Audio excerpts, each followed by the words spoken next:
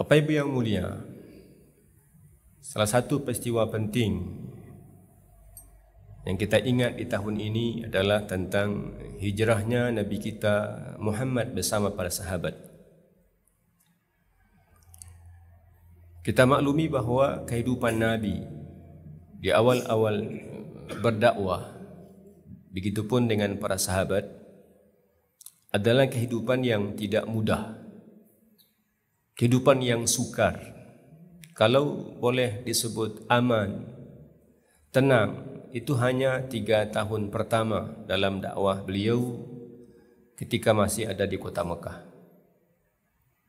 3 tahun pertama dakwah Nabi dilakukan secara sembunyi-sembunyi, rahasia. Ada misi besar yang beliau bawa, mengeluarkan manusia dari kegelapan kepada cahaya, mengeluarkannya dari jahiliyah kepada Islam, dari kekafiran kepada iman, menghapus berhala-berhala yang mereka yakini dan menggantinya dengan Tuhan yang Esa, Allah Subhanahu wa taala. Dakwah ini dilakukan pertama tidak dengan terbuka. Dakwah sirriyah, dakwah dilakukan dengan sembunyi-sembunyi. Nabi siang hari bertemu dengan orang-orang yang beliau kenal, lalu menawarkan Islam kepada beliau.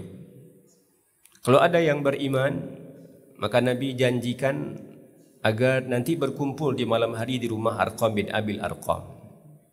Jika tidak ada yang beriman atau menolak apa yang beliau sampaikan, ya Nabi sudah tidak perlu ceritakan kepada siapapun tentang apa yang dia dengar. Berapa lama itu berlangsung? 3 tahun. Jadi tidak tahu orang kafir itu apa yang disampaikan oleh Nabi, karena Nabi hanya berdakwah kepada orang-orang dekat, orang-orang kenal, atau orang-orang asing yang diharapkan bisa menerima apa yang beliau sampaikan. Tapi ketika 3 tahun pertama selesai, maka datanglah perintah Allah berdakwah secara terang-terangan. Fasda bima tu'maru wa a'rid 'anil musyrikin. Sampaikan apa yang diperintahkan kepadamu dan biarkan saja orang-orang musyrik itu melakukan apa yang dia inginkan. Allah memberikan jaminan kepada Nabi. Mulailah Nabi berdakwah secara terbuka. Sejak saat itu, maka kehidupan Nabi dan para sahabat selalu diwarnai dengan konflik bersama orang-orang kafir.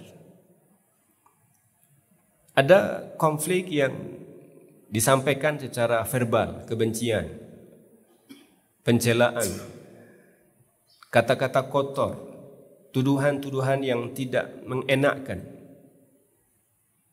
Terus berlangsung.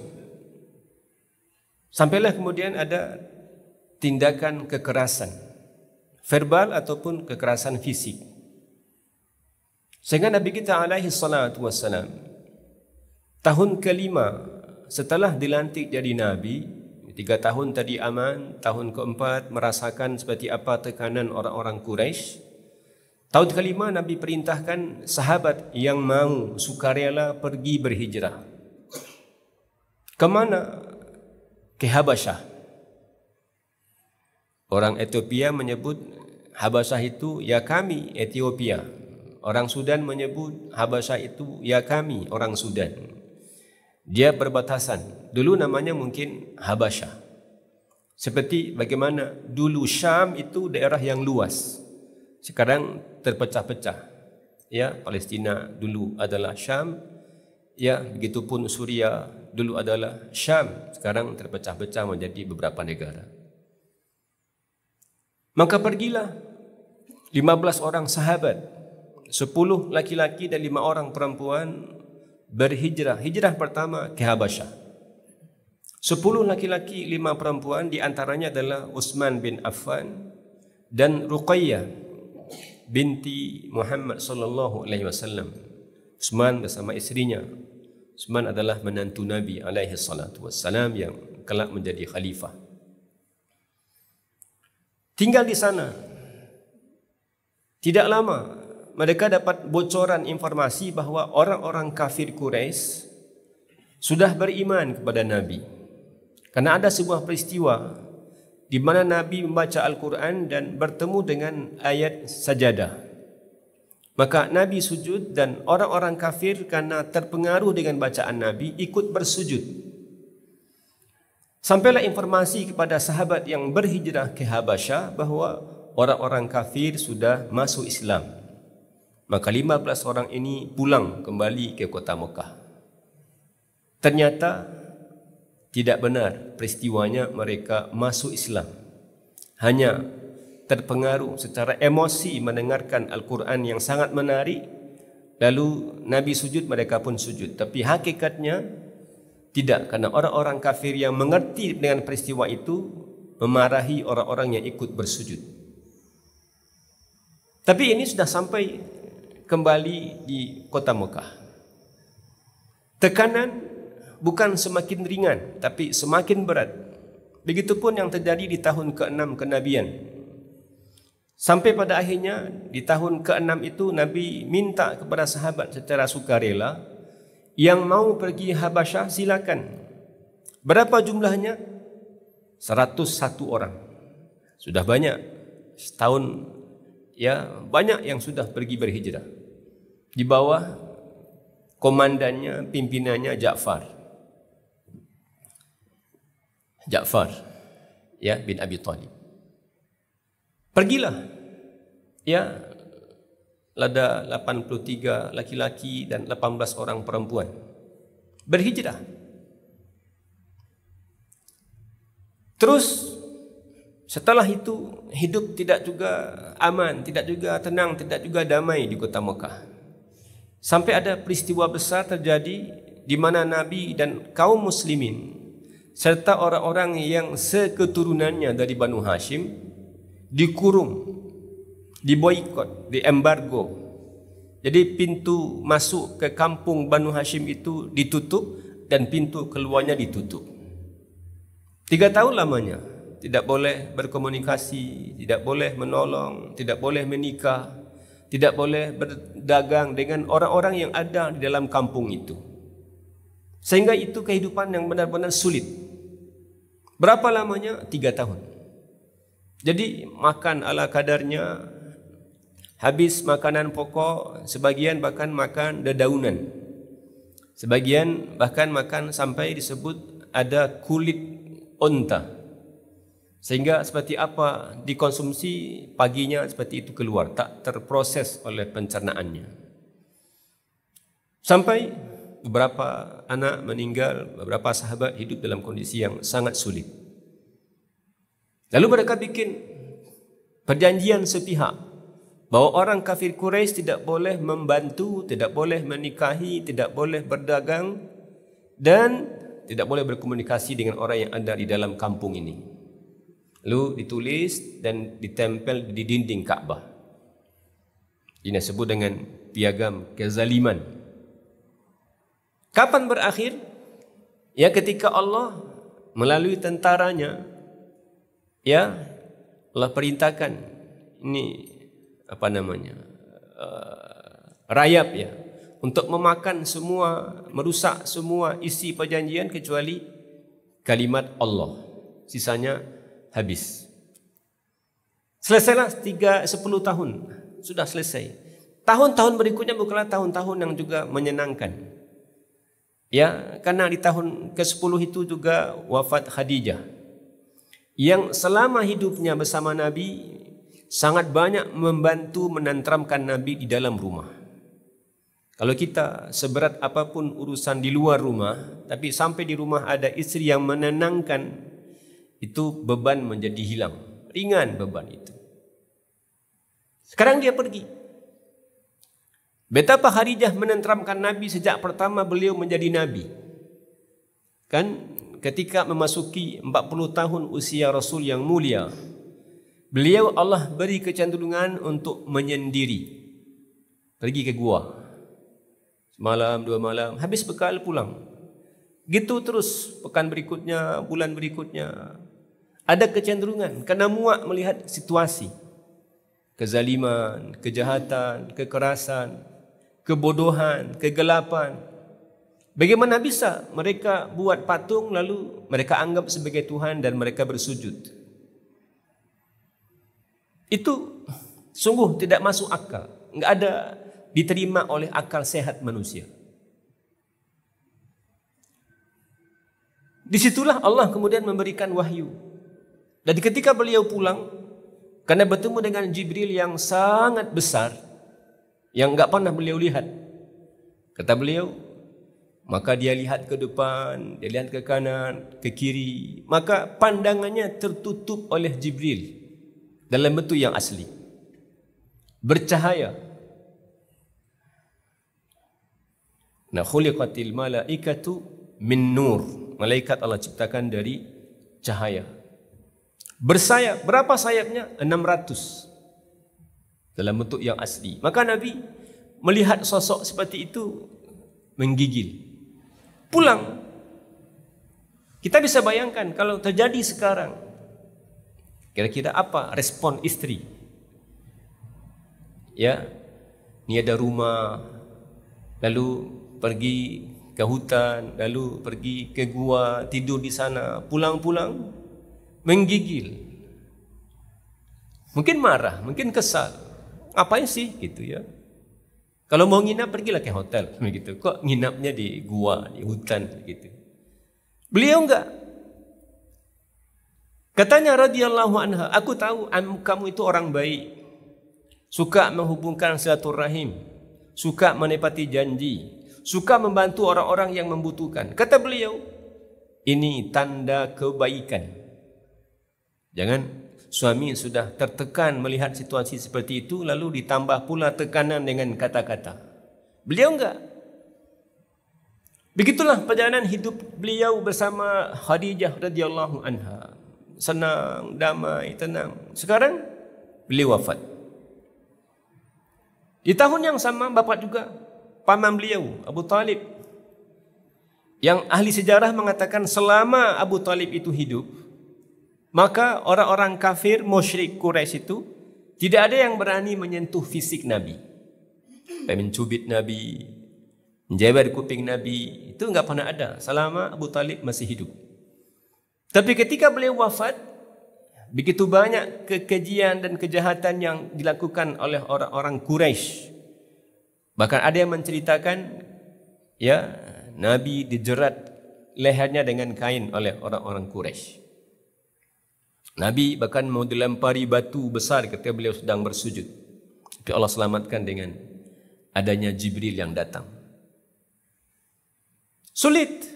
Sampai kemudian tahun 13, ya, Nabi dapat izin dari Allah untuk berhijrah. Maka berhijrahlah sahabat, bukan lagi sukarela seperti pergi ke Habasyah, tapi menjadi sebuah kewajiban. Harus pergi. Pergilah sahabat, beransur-ansur, sampai nanti Nabi berangkat bersama Abu Bakar, dan terakhir berhijrah itu adalah Ali bin Abi Thalib. Masalahnya adalah apa yang diperjuangkan oleh Nabi sehingga Nabi mesti berhijrah? Apa yang diperjuangkan oleh sahabat sehingga mereka tinggalkan kampung halamannya? Coba renungkan. Kita ini juga orang yang suka bepergian. Orang Minang ini kan suka merantau, bepergian. Setahun, 2 tahun, 5 tahun, bahkan 10 tahun, 20 tahun. Ada yang enggak pulang-pulang. Tapi hijrah dengan merantau itu berbeda.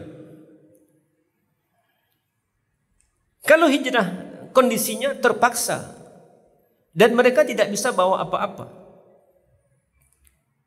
Puluhan tahun tinggal di Mekah, lalu sudah punya sekian banyak binatang ternak, tempat tinggal, lalu kebun-kebun enggak bisa dibawa. Pergilah sendirian. Enggak bisa bawa harta kekayaan. Merantau itu, orang merantau sudah ada tempat yang dituju dan mereka tahu tempat itu di mana. Dan mereka tahu biasanya ke siapa mereka pertama kali berjumpa. Bahkan sudah tahu di sini nanti akan bekerja. Ini ada omnya, ada tantenya, ada kawannya. Dan orang berhijrah beda. Nggak tahu ini di mana, ini kita akan jumpa siapa, kita akan tinggal di rumah siapa, kita akan makan apa. Dan hanya membawa badan, pakaian yang bisa dibawa. Karena mayoritas sahabat berhijrah itu sembunyi-sembunyi. Dan ketika sembunyi-sembunyi tentu hanya menyelamatkan diri. Malam hari selepas Isya, sudah gelap baru kemudian berangkat. Satu-satunya yang berhijrah secara terang-terangan, dan itu sambil bawa pedang. Beliau tawaf, Umar radhiyallahu an. Apa kata beliau? Barang siapa yang ingin anaknya menjadi yatim, istrinya menjadi janda. Jadi kalau ada ayah ya punya anak, anaknya jadi yatim, berarti akan mati itu bapak. Kalau ini ada suami punya istri, habis itu istri akan jadi janda, akan mati itu suami. Jadi dia acungkan pedangnya sambil tawaf. Kata beliau, falyuqabilni khalfal wadi. Tunggu aku di belakang lembah ini. Dan enggak ada yang berani. Tapi sisanya sembunyi-sembunyi, pergi secara rahasia di malam hari. Ketika sudah enggak ada lagi orang yang melihat, baru berangkat. Mereka tinggalkan itu semua. Bahkan ada sahabat yang ketika datang ke kota Mekah tak bawa apa-apa, statusnya budak, lalu dimerdekakan dan mulai berusaha dan punya banyak kekayaan. Suhaib radhiyallahu an. Ketika bepergian hijrah, dia bawa emasnya, banyak sekali emasnya. Tapi di perbatasan digeledah oleh orang-orang Quraisy. Ditemukanlah emasnya yang banyak itu. Apa kata mereka? Enggak mungkin Suhaib. Kamu dulu datang ke negeri ini tak bawa apa-apa. Lalu sekarang setelah kaya, kamu bawa kekayaan negeri ini keluar darinya menuju daerah lain. Tidak akan diizinkan kamu berangkat. Kata beliau, bagaimana menurut kalian? Izinkan saya pergi dan aku tinggalkan ini emas-emas ini semua. Kata dia, ya berarti itu fair, itu jujur, itu adil. Kamu datang tak bawa apa-apa, pergilah juga tidak membawa apa-apa. Sampailah peristiwa ini kepada Nabi. Apa kata beliau alaihi salatu wassalam? Aflaha Suhaib, aflaha Suhaib, aflaha Suhaib. Apa katanya? Beruntunglah Suhaib, beruntunglah Suhaib, beruntunglah Suhaib. Emas yang banyak itu tinggal dan beliau pergi membawa imannya. Dan Nabi katakan, beruntunglah dia. Walau secara lahir kita melihat ada kerugian, hilang emasnya, payah dia mencari, lalu Nabi katakan, beruntunglah dia. Nah Bapak Ibu yang mulia, di sinilah hidup itu bermula. Di sinilah keislaman itu menjadi awal. Ya, tumbuh, kembang, maju, dan sampai pada akhirnya menjadi berkuasa di muka bumi. Dari mana? Dari hijrah. Kita nggak bisa bayangkan andai Nabi dan sahabat tidak berhijrah, lalu Islam hanya ada di Mekah, dimusuhi, lalu mati satu persatu, habis. Tapi ini tentang misi, risalah yang kita bawa dalam hidup. Apa visi dan misi yang kita bawa dalam hidup? Apa misi kita itu? Apa risalahnya? Allah katakan, wa minan nasi man yaqulu rabbana atina fid dunya. Di antara manusia itu ada yang berharap. Apa harapannya? Ya Tuhan kami, berikan kepada kami kehidupan yang baik di dunia. Itu misinya. Apa? Makmur di muka bumi, sejahtera di muka bumi, sukses di muka bumi, karirnya menanjak, kaya. Wa ma lahu fil akhirati min khalaq. Karena misinya hanya tentang membangun dunia, di akhirat enggak dapat apa-apa. Enggak ada makanan enak, enggak ada pakaian yang bagus, enggak ada kenderaan, enggak ada kehidupan yang baik. Tapi wa minhum man yaqulu rabbana atina fid dunya hasanah. Ada orang lain yang kata Allah, misinya bukan sekedar membangun dunianya, tapi ya Tuhan kami, karuniakan kepada kami kehidupan yang baik di dunia dan karuniakan pula kepada kami kehidupan yang baik di akhirat. Apa misinya? Iman, keyakinan. Itu misinya. Bukan hanya makan, minum, kawin, tidur, bukan. Tapi misinya adalah misi iman. Maka hijrah itu adalah menyelamatkan iman. Karena ketika sudah bertentangan, ada pilihan antara iman dengan yang selainnya, maka selain iman itu menjadi ringan, menjadi kecil, menjadi murah. Jika sudah ada konflik, pertentangan antara kehidupan akhirat dengan dunia, maka dunia itu menjadi kecil, menjadi ringan, menjadi murah. Tapi selama masih bisa disepakati, dikumpulkan, kumpulkan. Tapi kalau sudah memilih, Anda tinggal di Mekah, tapi enggak bisa solat, itu memilih. Anda tinggal di Mekah, tapi enggak bisa menyembah Allah, itu memilih. Anda tinggal di Mekah, tapi tidak bisa merefleksikan keyakinan dan keibadah seperti yang diinginkan, yang Anda yakini. Itu pilihan, bukan, tapi itu kewajiban. Maka selainnya menjadi ringan, menjadi kecil. Maka karena ini adalah masalah iman, masalah keyakinan yang mereka perjuangkan, maka selain itu menjadi murah. Jadi mereka tidak keberatan meninggalkan rumahnya, tidak keberatan meninggalkan hartanya, binatang ternaknya, kambing-kambingnya, domba-dombanya, kebun-kebunnya, emas-emasnya. Kenapa? Semua itu menjadi kecil, menjadi ringan, menjadi murah di hadapan iman. Itulah rahasianya, itulah misinya. Kenapa mereka pergi ke sana, pergi ke sini? Untuk iman. Makanya Allah katakan, Innal ladzina amanu walladzina hajaru wajahadu fi sabilillah. Sesungguhnya orang yang beriman, orang-orang yang berhijrah, orang-orang yang berjihad di jalan Allah, mereka sungguh hanya berharap karunia Allah. Kalau sudah berharap dengan karunia Allah, maka yang di dunia ini menjadi ringan, menjadi kecil, menjadi murah. Karena itulah hijrah itu punya kedudukan yang tinggi dulu dan sekarang. Pada awalnya, orang-orang yang berhijrah, mereka punya keistimewaan dibanding orang-orang yang tidak berhijrah. Walladzina amanu wa lam yuhajiru, kata Allah. Orang-orang yang beriman tapi tidak mau berhijrah. Ma lakum min walayatihim min syai'. Kalian tidak perlu membela dan menolong mereka. Jadi sudah hijrah ke Mekah tapi masih ada yang tinggal. Biarkan, enggak usah ditolong. Makanya Nabi kita alaihi salatu wassalam berhijrah dengan para sahabat karena mereka punya misi yang sangat besar, sangat mulia, dan karena misi itu tentang iman, tentang keyakinan, tentang akidah, maka selain itu menjadi murah, menjadi kecil, menjadi ringan. Maka pergilah Nabi kita alaihi salatu wassalam. Kapan?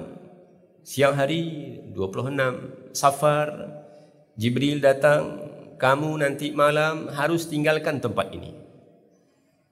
Sudah Nabi pergi ke rumah Abu Bakar, ngasih bocoran, nanti malam kita pergi berhijrah. Nabi panggil Ali, ini titipan begitu banyak dari orang-orang kafir, berikan sebelum kamu pergi berhijrah. Ali lah orang yang paling terakhir pergi berhijrah.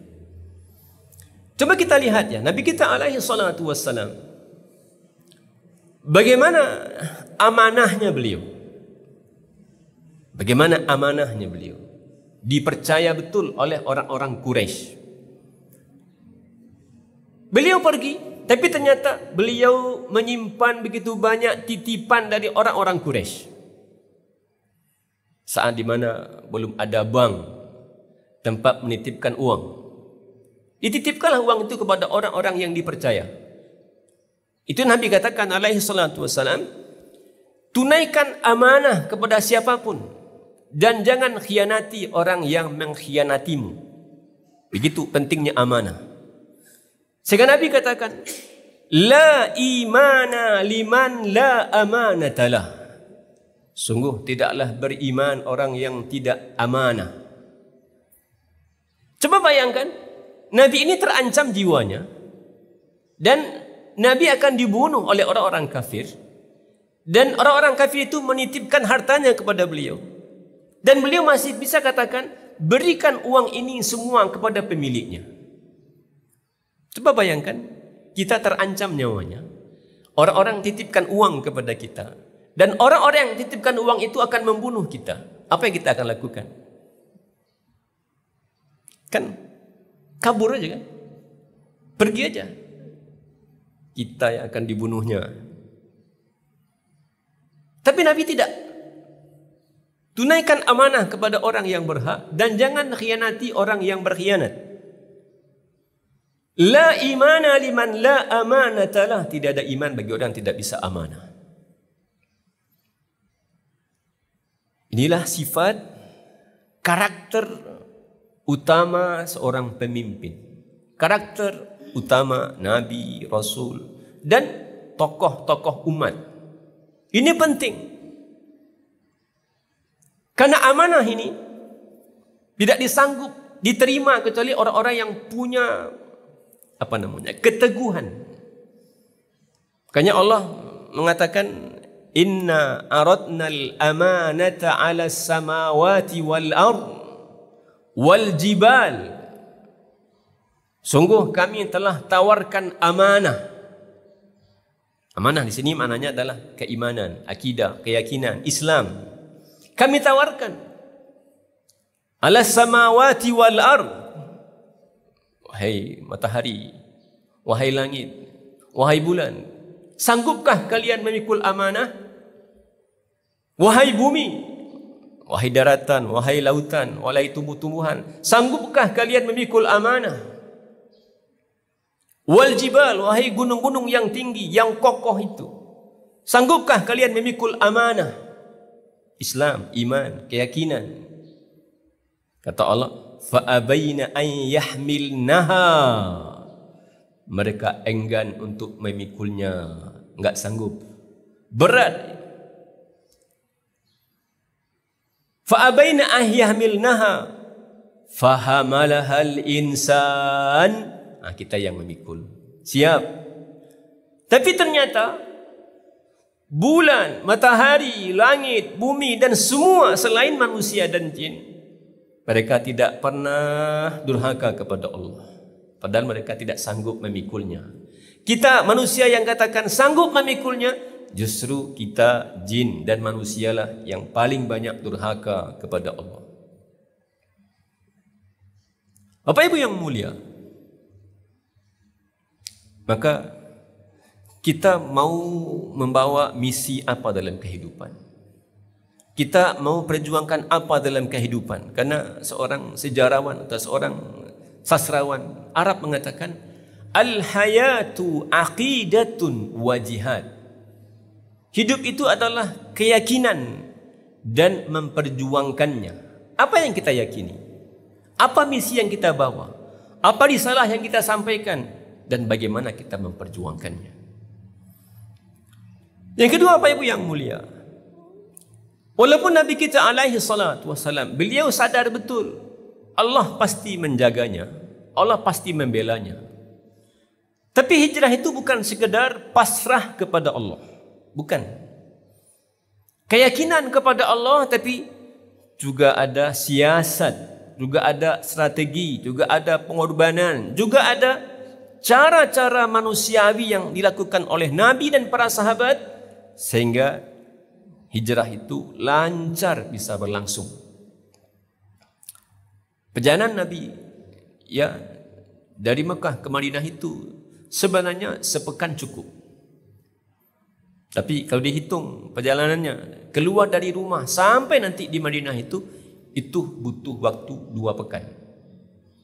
Dari 26 Safar sampai 8 Rabiul Awal. 2 pekan. Kenapa 2 pekan? Nabi memilih arah, memilih jalan bersembunyi ya ke tempat yang tak terduga oleh orang-orang kafir. Itu siasat. Nabi ya bersama Abu Bakar perintahkan ya para pengembala bagaimana di siang hari ya bagaimana domba-domba digembalakan di depan gua sehingga tidak ada tanda Nabi dan Abu Bakar sedang ada dalam gua. Nabi bersama sahabat menyewa seorang petunjuk jalan yang mahir dan mengerti dengan jalan-jalan yang tidak biasa, yang tak dilalui oleh orang-orang pergi ke Madinah. Apa maknanya? Pembelaan terhadap agama ini tidak cukup sekedar ya ini agama kan milik Allah. Allah pasti menjaganya. Tapi kalau kita tidak bersiasat, tidak berteori, tidak mengikuti sisi-sisi manusiawinya, gak akan tercapai juga. Itulah yang Nabi ajarkan kepada kita. Makanya Ali katakan radhiyallahu an, al-haqqu bila nizam yaglibuhul batilu ma'an nizam. Kebenaran itu jika disampaikan tidak teratur, tidak bagus, enggak canggih caranya, enggak modern, enggak teratur, enggak rapi, bisa jadi dikalahkan oleh kebatilan yang teratur dengan rapi.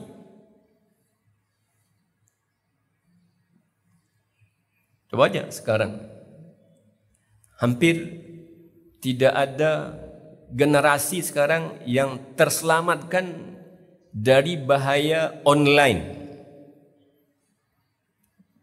Teknologi maju, teratur, rapi, tapi menyengsarakan, menyusahkan. Anak-anak larut dalam game online. Si all ni berbahaya. Si all online. Anak-anak kalau sudah duduk pegang HP, sudah larut. Dan ternyata bukan hanya anak-anak, anak muda juga. Sebagian dewasa juga habis.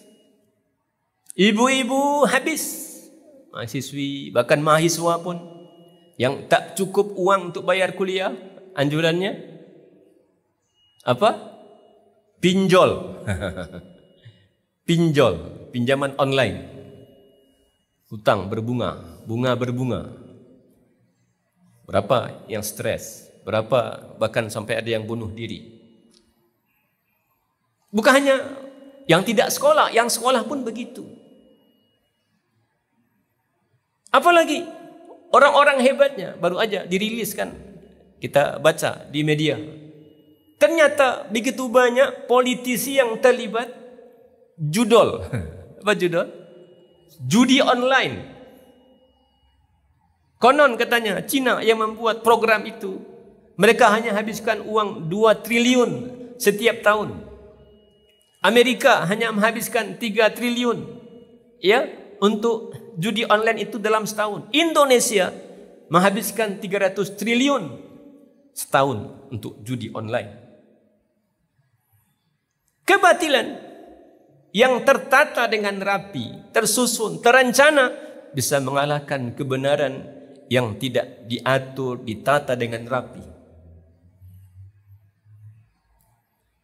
Maka Nabi kita alaihi salatu wassalam lakukan perjalanan. Tepatnya akhirnya sampai 2 pekan. Walaupun Nabi ya menginap di gua Thur 3 malam, lalu lakukan perjalanan dan singgah di Kuba, lalu membangun Masjid Kuba ya 3 hari di Kuba, lalu baru kemudian pergi ke Madinah, sehingga butuh waktu 2 pekan. Apa yang Nabi lakukan sesampai beliau di Madinah? Pertama yang beliau lakukan, beliau membangun masjid. Tidak bangun rumah tempat tinggal, apalagi istana. Kenapa Nabi tidak membangun rumah besar atau istana? Tidak mampukah beliau Mungkin beliau tidak mampu, tapi para sahabat pasti akan berupaya kalau beliau mau. Orang Ansar yang kaya raya pasti mau kalau beliau minta dibuatkan rumah besar atau istana. Tapi Nabi ajarkan kepada kita, pada para pemimpin, untuk tidak bersekat-sekat. Masjid ini kan tidak bersekat. Ini tidak ada sekat. Masjid ini hanya ada tunggak. Ini kalau toh ada sekat kain, ya bisa dibuka, bisa ditutup. Tapi kalau sudah rumah, sudah istana, maka banyak sekatnya. Dan orang untuk bertemu dengan Nabi, dengan para pemimpin, itu banyak protokolernya. Karena banyak sekat-sekat yang mesti dia lewati. Tapi ketika masjid dibangun, orang boleh kapan saja bertemu dengan Nabi. Jam sekian baru jumpa, jam sekian baru jumpa. Enggak. 5 kali sehari, setiap orang boleh berjumpa dengan Nabi. Innas salata kanat alal mu'minina kitaban mawquta. Sungguh salat itu adalah kewajiban yang ditentukan waktunya bagi orang-orang yang beriman. Dan tidak ada aturan. Ini si Anu ni datang duduk dekat Nabi salatnya. Ini dekat sebelah sini. Ini saf pertama, saf kedua, enggak ada.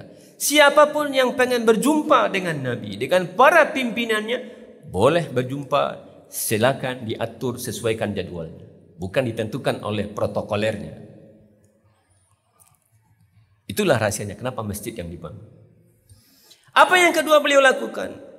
Mempersaudarakan Muhajirin dan Ansar. Coba bayangkan, ini Muhajirin datang tak bawa apa-apa. Tinggal di sembarang tempat saja. Tidak ada pakaian yang cukup, tidak ada makanan, tidak ada pekerjaan. Maka Nabi kumpulkan. Coba bayangkan di rumah Anas bin Malik, sahabat yang berpunya saat itu, orang Ansar. Di rumah beliau bisa menampung 90 orang, berarti rumahnya besar. 45 orang Muhajirin dari Mekah dan 45 orang Ansar, penduduk Madinah. Nabi kawankan, ini dipasangkan dengan ini dipasangkan dengan ini, dipasangkan dengan ini. Sampai 45 Muhajirin, 45 Ansar mendapatkan kawan. Disitulah kita melihat bahwa orang-orang Ansar sampai sekarang,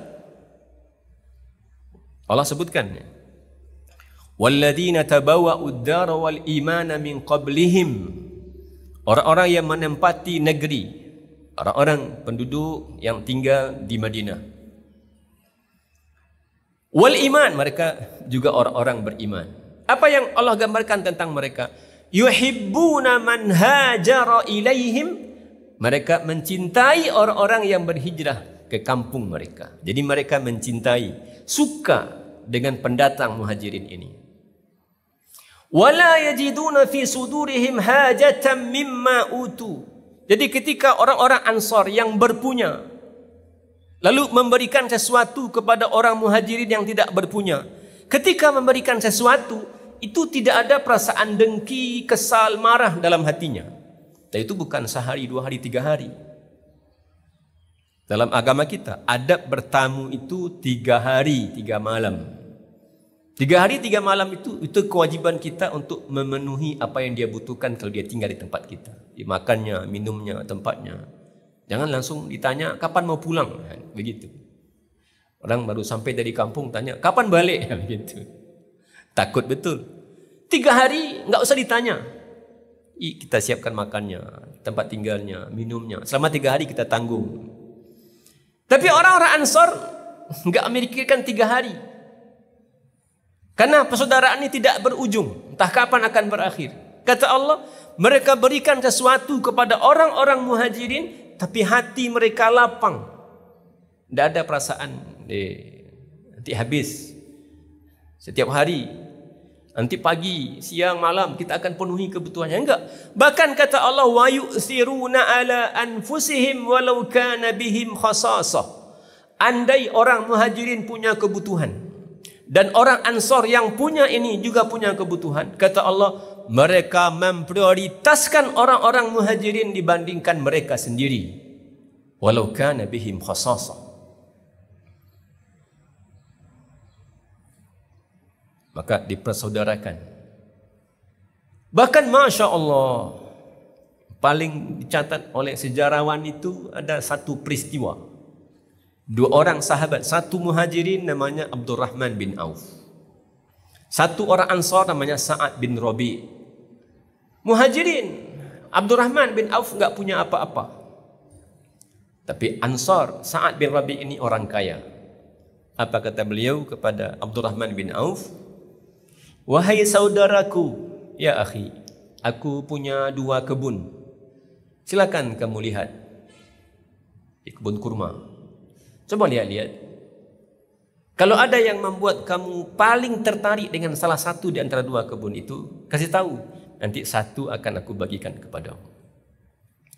Jadi tidak sebatang 2 batang kurma doh, tapi 1 kebun. Ya akhi, wahai saudaraku, maaf ya, aku juga punya 2 orang istri.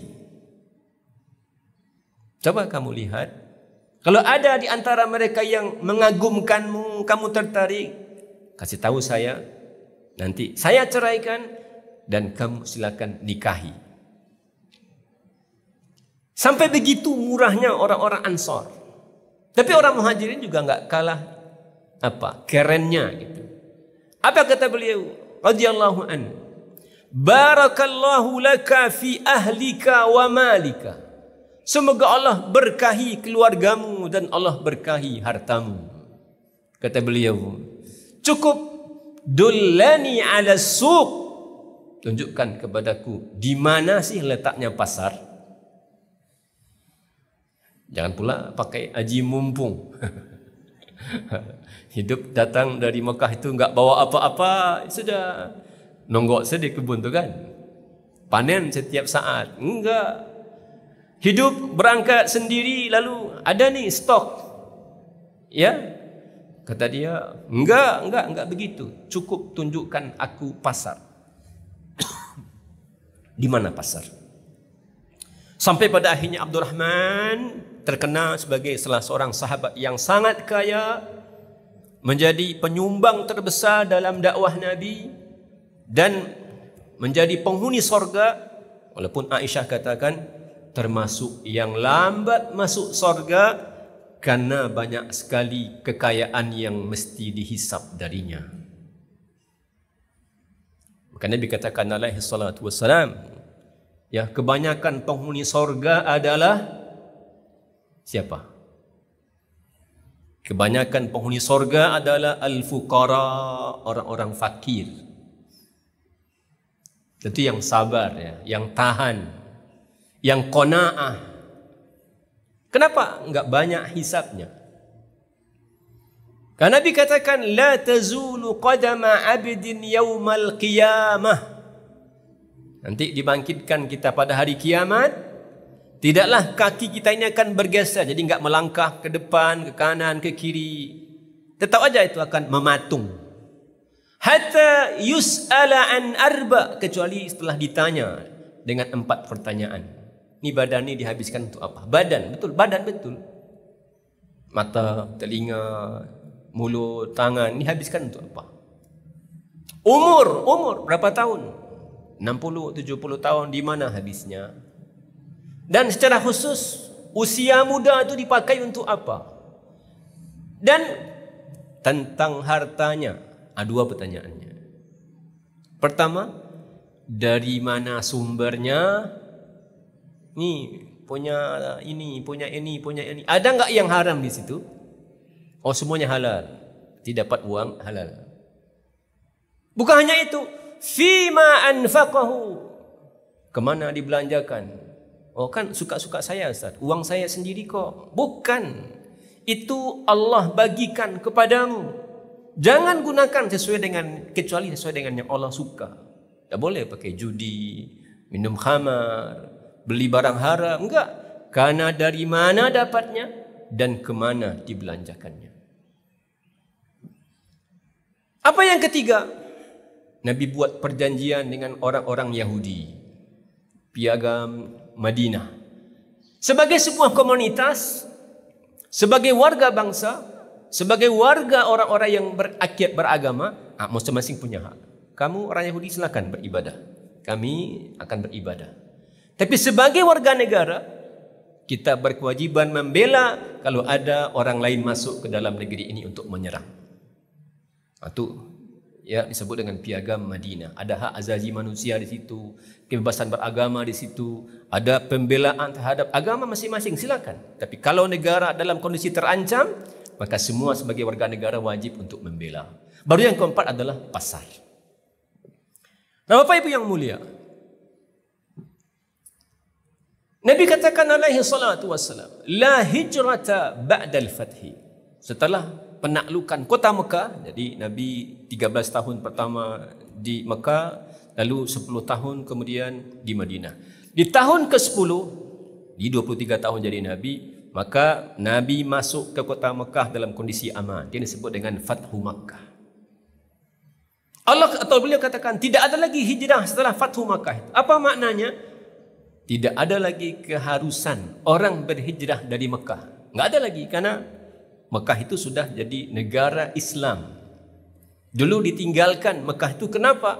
Karena tidak bisa beribadah menyembah Allah di situ, maka pergi ke tempat yang lain. Tapi Nabi katakan, kita sangat mungkin berhijrah setiap saat. Kalau ada negeri yang dalam kondisi tidak ada kebebasan beragama, maka mungkin ada peluang berhijrah. Mungkin kalau itu menjadi pilihan. Atau Palestina sekarang pilihannya berjuang, berjihad. Itu pilihannya. Kata Nabi, orang yang berhijrah, haji hijrah pada hakikatnya adalah man hajara ma nahallahu an. Meninggalkan bukan hanya tempat tetapi perilaku, sikap, perbuatan, meninggalkan apa yang Allah larang. Yang tadi itu, betapa banyaknya sekarang rusak anak-anak kita gara-gara game online, betapa banyaknya rusak masyarakat kita, pelajar, mahasiswa, bahkan ibu-ibu dengan pinjaman online. Itu berbunga. Ya, betapa banyak yang jadi korban. Dan tidak sedikit juga ternyata sekarang yang jadi korban judi online. Dan enggak habis pikir.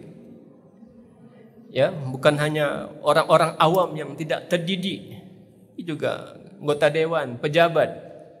Kan enggak masuk akal. Maka hijrah kita, kemana orang Padang ni akan hijrah? Enggak ada keharusan orang Padang ni, kita bukan ada halangan apapun. Masjid seluas ini malah enggak penuh, gitu kan? Ada kebebasan, ada kebebasan. Maka pastikan Bapak Ibu yang mulia, setiap hari, setiap pekan, setiap bulan kita ingin naik kelas. Kita ingin maju lebih baik. Ibadahnya secara personal, ibadah kita dalam urusan rumah tangga kita, dan dalam semua urusan. Dalam semua urusan. Pertanyaan berikutnya, kapan ditetapkan tahun Hijriah ini? Di masa Nabi belum ada tahun Hijriah, belum ada. Jadi 10 tahun Nabi berhijrah itu belum ada tahun Hijriah. Di masa Abu Bakar tidak ada tahun Hijriah. Jadi Nabi sampai tahun ke-10. Abu Bakar 11 sampai 13, 2 tahun memerintah. Umar memerintah tahun 13 sampai 23. Di masa Umar lah ada satu peristiwa. Yang peristiwa itu membuat Umar selalu berfikir bagaimana cara menemukan jalan keluarnya. Apa itu? Ketika Abu Musa al-Ash'ari, seorang sahabat yang diangkat menjadi gubernur di Basrah, di Irak, dikirimi surat oleh Umar, tapi surat itu tidak bertanggal, tak berbulan, tak bertahun. Maka kemudian ketika berjumpa dengan Umar, aku sudah terima suratmu tapi tak bertahun. Kata-kata ini menjadi beban bagi Umar sampai ketika beliau pulang ke Madinah menceritakan peristiwa ini kepada sahabat. Orang-orang Nasrani punya tanggal, punya tahun, punya bulan. Orang Yahudi punya tahun. Bahkan orang Buddha itu juga ternyata punya tahun. Ya, di Thailand tuh sekarang tahunnya 2667. Itu tahun Buddha. Kalau Masehi Ya, kita 2024. Kita orang Islam nggak punya tanggal, nggak punya tahun. Maka berkumpullah sahabat, cari titik temu. Kapan kita menetapkan tahun untuk agama kita sendiri yang bukan minjam dari orang lain? Maka diusulkanlah tahun kelahiran Nabi sebagai tahun pertama. Tapi kalau itu dijadikan sebagai tahun, jadi patokan, maka tahun kelahiran setiap tahun, setiap kita ini akan merayakan hari ulang tahun. Jadi sunnah dia kan. Lalu ada yang mengusulkan tahun kematian. Maka setiap tahun kita ini akan berduka. Jadi bukan hanya ada hari ayah, hari ibu, hari A, hari B, hari C, ada juga hari duka. Karena hari itu, pada hari itu adalah hari kematian, wafatnya Rasulullah. Lalu kemudian sahabat Ali bin Abi Thalib radhiyallahu anhu mengusulkan peristiwa hijrah itu, padahal jaraknya sudah lama. Karena di masa Umar, ketika Abu Musa al-Asy'ari menjadi gubernur itu sudah tahun ke-17. Jadi penetapannya bukan sejak pertama, tapi setelah 17 tahun dari peristiwa hijrah. Maka dia sekarang sudah 1446 tahun. Kita bisa bayangkan tanpa peristiwa hijrah, mungkin kita tidak mendapatkan agama ini seperti sekarang. Islam akan berhenti di Mekah. Habis satu persatu. Kalau mereka mencintai dunia, harta, rumah dan tidak mau pergi, ya sudah, Islam akan berakhir dengan wafatnya Nabi dan para sahabat. Tapi karena mereka tadi punya misi yang besar, iman, akidah, akhirat, maka dunia itu menjadi ringan, menjadi kecil, menjadi murah. Begitulah mestinya seorang mukmin terus dalam berhidup ini punya misi, memperjuangkan imannya, membela imannya, mempertahankan imannya, dan hari akhiratnya, sehingga yang lain-lain itu menjadi kecil karena sudah memilih. Allahu a'lam bissawab. Assalamualaikum warahmatullahi wabarakatuh.